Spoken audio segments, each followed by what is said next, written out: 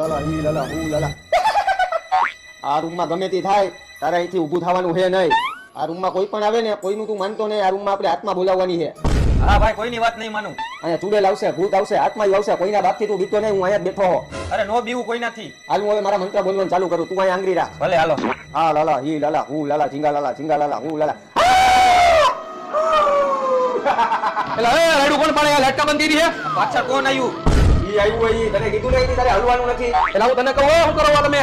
કોણ હે પાછળ? મને બીક લાગે છે. તું બીમા હું અહીંયા બેઠો હો ને. જી આવ્યું હોય ઈ. એ બધું બંધ કરો તમારું.